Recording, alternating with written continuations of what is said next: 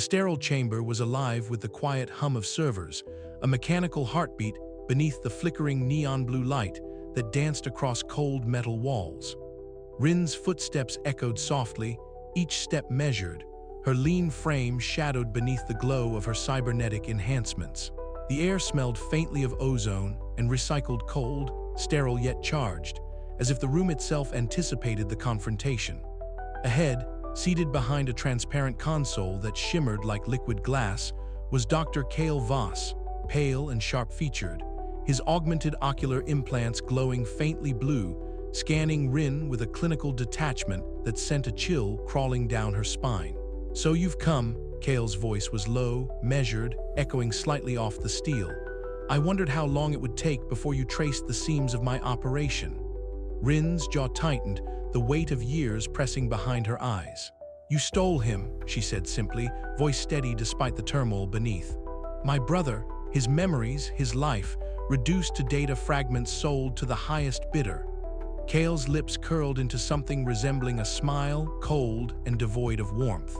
"Stole no, Rin, I liberated him. We liberate all of humanity. Memories are chains that bind us to pain, trauma, and chaos. My work offers evolution, freedom from the burden of self." "Erasing pain doesn't make us better," Rin shot back, her voice rising with the heat of conviction. "It makes us less human." He gestured elegantly, and the room shifted.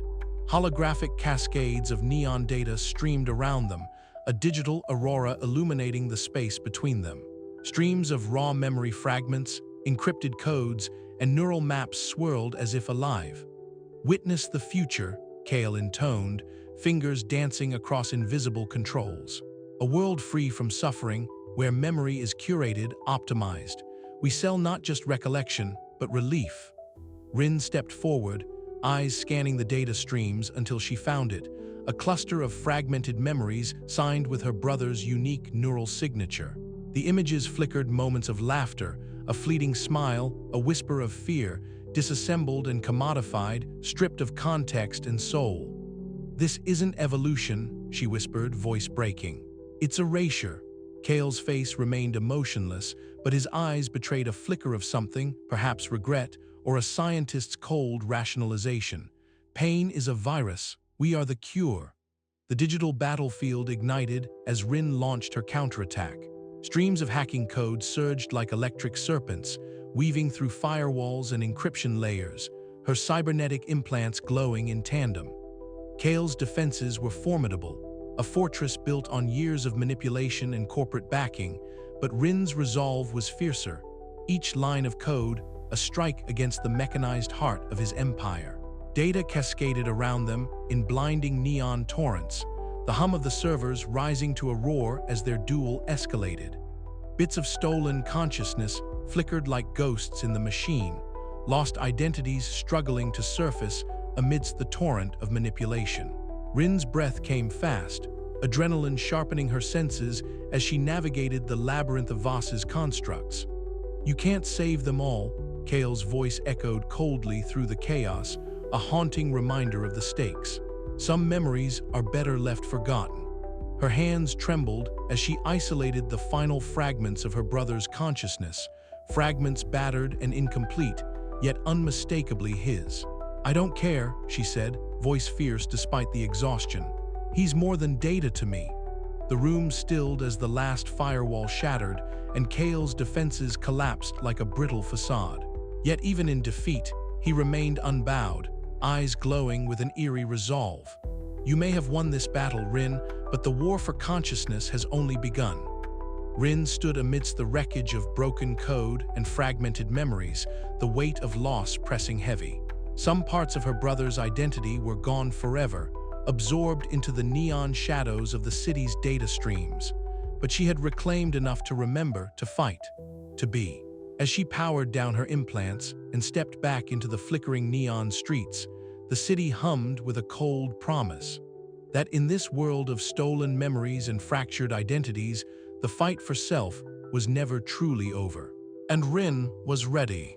The sterile hum of the neural repair machines filled the cramped room, their rhythmic pulse a stark contrast to the chaotic storm of emotions swirling inside me. Myra's clinic was a sanctuary of sorts, nestled in the heart of the city's underbelly, its pale fluorescent lights fighting against the neon glow that bled through rain-streaked windows. I sat rigid, eyes locked on the hollow display suspended in front of me, where shards of my brother's memories flickered in a fractured dance. Some fragments shimmered with startling clarity, the warmth of a childhood laugh, the sharp tang of rain on concrete, the electric buzz of late-night street races. Others were corrupted, their images glitching, looping endlessly or dissolving into static noise. It was as if his essence was caught between worlds, half erased by the cold hands of the syndicate's data thieves. Myra sat beside me, her soft features etched with quiet determination. "We've done all we can," she said gently, voice steady but tinged with sadness. "Some memories, they're just gone. The data's been corrupted beyond recovery or deliberately erased. You have to understand, Rin, that even the best neural repair can't restore what never truly exists anymore." I swallowed hard, the weight of her words settling like a stone in my chest. To lose a person was one thing. To lose their memories, their very essence, was something else entirely. In this world, memories were currency, identity a commodity to be bought and sold. But at what cost? And what remained when those fragments vanished into the digital ether? Echo's voice crackled softly through the comlink, pulling me from my reverie. "You good in there?" His neon visor cast shifting hues on the cracked concrete wall outside, his figure a silhouette against the flickering city lights. "Yeah," I replied, forcing steadiness into my tone. "Just processing." I could hear the faint sound of rain tapping against the window, a rhythmic patter that seemed to echo the fractured cadence of my thoughts.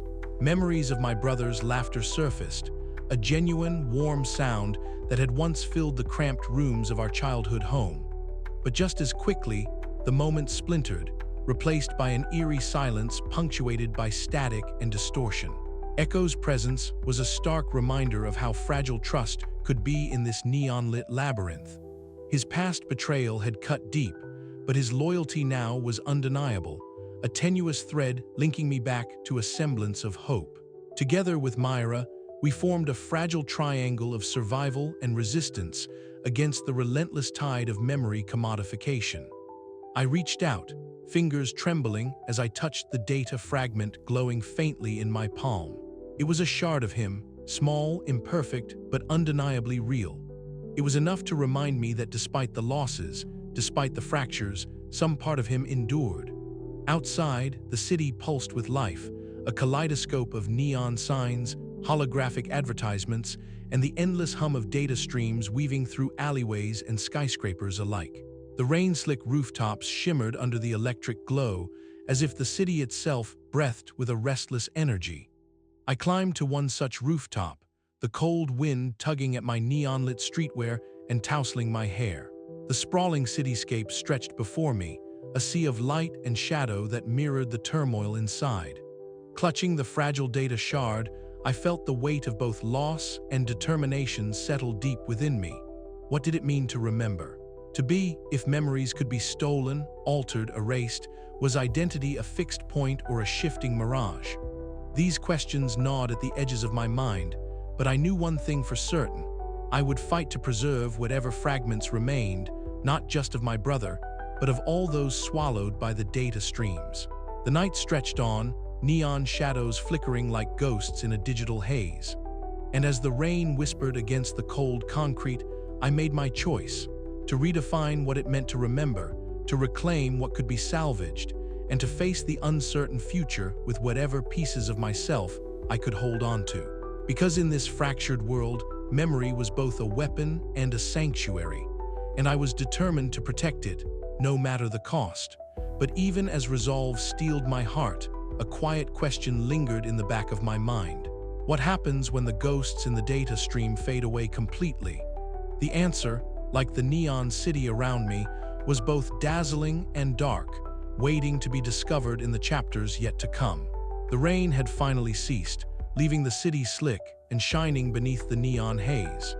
I stepped off the cracked pavement and into the quiet hum of the underground clinic, its walls pulsing faintly with soft blue light that cut through the darkness like a beacon of fragile hope. Around me, The faces of the forgotten flickered in the dim glow, survivors of a trade that had stolen more than just memories, but pieces of their very selves. Echo was already there, fingers flying over a holographic interface projected from his wrist, his neon-dyed hair catching the faintest glimmer of light. His visor glowed softly, reflecting streams of data flowing like a river of digital life.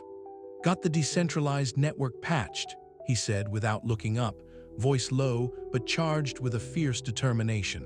"We're sending aid packets to every node connected to memory theft victims. It's not much, but it's a start." I nodded, swallowing the weight of the moment. The battle with Dr. Kale Voss and his syndicate might have shattered the memory trafficking ring, but the scars left behind were deeper than any neon-lit wound. There were still bodies to mend and minds to piece together, fragile mosaics of stolen fragments struggling to reclaim wholeness. Myra was already tending to a new arrival, her gentle hands moving with practiced precision across neural interfaces embedded beneath translucent skin. The victim's eyes fluttered open, confusion mingling with pain, but Myra's voice was a steady anchor in the swirling storm. "You're safe here," she whispered. "We're going to help you remember what's yours." The clinic was a sanctuary carved out from the neon shadows, where technology met humanity in a delicate balance. It was where we fought our quiet war, one memory at a time. But even as we worked, I couldn't shake the weight of loss. Some fragments would never be recovered. Some identities were forever altered, their contours blurred beyond recognition. I found myself wandering the city at night, climbing to rooftops where the neon skyline stretched like an endless circuit board, alive with electric veins of light. From that height, the city looked less hostile, less like a labyrinth of theft and deceit. It was a fractured mosaic of souls, each glowing with a stubborn flicker of life. I thought of my brother, the memories we'd salvaged, the ones lost to the void. The fight wasn't just about reclaiming what was stolen, it was about redefining what it meant to remember to be. "We're not done," I told Echo and Myra later, voice steady despite the ache beneath. "This city needs us. Its ghosts need us." Echo smirked beneath his visor. "Then let's give them a reason to keep fighting." Myra's smile was soft but fierce. Together, as the neon lights flickered and the city breathed around us, I felt the first stirrings of something I hadn't known in a long time: hope. It was fragile, yes, and uncertain, but it was real, and in the endless dance of light and shadow, it was enough to keep moving forward. The fight to reclaim identity had only just begun, and in the depths of the neon night, I was ready to face whatever ghosts the data streams still held. This was our new beginning, a city scarred but unbroken, a future waiting to be rewritten in the glow of neon dreams. The past was shattered, but the future was ours to shape, and I would not let it slip away into the shadows. The safe house was a sanctuary carved from the city's relentless neon glow, a place where the hum of data streams and flickering holograms gave way to something softer, something almost human. Myra's hands moved with practiced precision as she adjusted the neural patches on my temple, the cold circuitry fading beneath her gentle touch. The light outside filtered through cracked blinds, casting fractured patterns across the peeling walls, neon shadows dancing like restless ghosts. I sat rigid, my breath shallow, the weight of everything I'd endured pressing on my chest. Memories stolen, identities shattered, the endless chase through data streams and dark alleys, each moment a fragment of who I was and who I feared becoming. Myra's voice was calm, steady, a lifeline in the chaos. "You're holding on, Rin, that's what matters." I wanted to believe her. I needed to, but trust was a currency I'd long ago spent, leaving me bankrupt in a city that thrived on deception. The door slammed open with a burst of energy and neon, Echo's neon-dyed hair catching stray beams of light like a flare in the gloom. His grin was sardonic, the usual mask of cynicism slipping for a heartbeat. "You're not getting rid of me that easily," he quipped, tossing a data shard onto the cluttered table. The tension in the room cracked. I felt a flicker of warmth, a brief easing of the isolation that had become my constant companion. Echo had been a thorn and a shield, a chaotic presence that challenged my walls and tested my resolve. But beneath the bravado, there was loyalty, something I hadn't allowed myself to fully acknowledge until now. Myra smiled faintly, eyes softening. "We're a team, whether you like it or not." The words settled over me like a balm. For the first time in years, I let my guard slip, allowing the fragile threads of connection to weave around the jagged edges of my fractured self. Later, standing on the rooftop, overlooking the city's sprawling neon veins, the rain-slicked streets below shimmered in a kaleidoscope of colors reflected through my cybernetic eyes. The city was a living, breathing entity, beautiful and brutal, relentless in its demand for sacrifice. I traced the outlines of shadowed alleys and glimmering towers, each a reminder of the lives caught in the web of memory theft. My brother's face flickered at the edge of my mind, fragments of laughter and sorrow mingling with the static of lost data. I clenched my fists, the metal in my skin humming with resolve. This was no longer just a quest for recovery. It was a vow to protect those like him, to fight for the sanctity of memory and identity in a world that commodified human experience. The city's pulse matched my own as I turned away from the edge, returning to the sanctuary where Echo and Myra waited. In the cramped neon-lit bar that smelled of burnt circuits and stale synthil, we shared a drink. The cacophony of the city faded into the background, replaced by the tentative warmth of newfound trust. Plans were laid, alliances forged, and despite the scars we bore, there was an undeniable spark, a flicker of hope amidst the neon shadows. I was no longer alone, not completely. And as the night deepened, I realized that reclaiming myself meant embracing the fractures, the losses, and the connections that defined me. The fight was far from over, but for the first time in a long while, I saw a path forward, bright, jagged, and luminously alive. The city watched, its neon heart beating steadily as I stepped into the future with open eyes and a resolute spirit. The ghosts in the data stream were no longer just echoes of loss. They were the sparks of a reclaimed identity, a promise to those forgotten, and a beacon for the battles yet to come. And so, beneath the flickering neon sky, I began to heal. The rain had finally ceased, leaving the city slick and gleaming beneath the neon haze that never truly slept. I stood on the edge of the rooftop, the cool air biting through the thin fabric of my jacket, my cybernetic enhancements humming softly beneath my skin. Below me, the labyrinthine streets of the city pulsed with life, a restless organism of light, shadow, and sound. The flickering signs cast fractured colors on the wet asphalt, reflecting the fractured memories I had fought so hard to reclaim.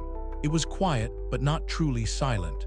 Somewhere in the distance, a siren wailed, a reminder of the chaos that never truly ceased. The hum of data streams coursed beneath the concrete, invisible veins carrying the stolen fragments of human experience. I had seen those veins laid bare, traced the pathways where memories were auctioned, stolen, and lost. But tonight, standing here, I felt something shift beneath the neon glow, a promise, a beginning. The safe house was a stark contrast to the sprawling cityscape. Myra's meticulous hands moved with practiced grace, tending to a young woman whose eyes fluttered beneath a neural interface headset. The soft blue light from the hollow screen washed over the room, lending an almost ethereal calm to the clinical space. Myra's voice was gentle but firm, a grounding presence in a world unraveling at the seams. "I've patched what I can," she said quietly, her eyes meeting mine. "Some fragments are still missing, but she's stable." I nodded, the weight of what we'd lost pressing down on me. These were the people caught in the crossfire, the stolen, the broken. Myra's work was a testament to resilience, a beacon of hope amid the darkness. Back in the data den, cluttered with flickering screens and tangled wires, Echo and I sat side by side. His neon-dyed hair caught the dim glow of the monitors, and his digital visor reflected cascading lines of code. We exchanged a glance heavy with unspoken understanding, years of mistrust dissolved by shared purpose. "Still think we can pull this off?" Echo asked, voice low but steady. I smirked despite myself. "We have to, for every stolen memory, for every lost identity." The city outside was unforgiving, but in this cramped room, we forged our resistance. Every line of code we wrote, every encrypted message we sent, was a strike against the forces that sought to commodify our humanity. Later, alone in my quarters, I prepared a secure upload destined for the hidden corners of the data streams. My fingers danced over the holographic keyboard, sending a message encoded with fragments of memories recovered and names of those still lost. It was a call to arms, a beacon for others like me. As the data pulsed into the network, I felt the weight of my journey settle around me. Some parts of my brother would never return, fragmented beyond repair. But the fight was far from over. In this city of neon ghosts and digital shadows, memory was sacred, and I would be its guardian. The future was uncertain, but for the first time in a long time, hope flickered in the neon-lit darkness. I stepped back from the console, eyes scanning the glowing horizon. The city was watching, waiting, and I was ready. The shadows may be long and the ghosts many, but I was no longer alone. Together with Echo, Myra, and the countless forgotten souls, we would reclaim the night. For memory was more than data, it was the essence of who we are, and I would fight to protect it, no matter the cost. The neon lights shimmered around me, a kaleidoscope of color and promise. The data streams flowed beneath my feet, alive, fragile, and waiting. In the heart of the city, amidst the ghosts of stolen memories, a new dawn was beginning, and I would be there to meet it.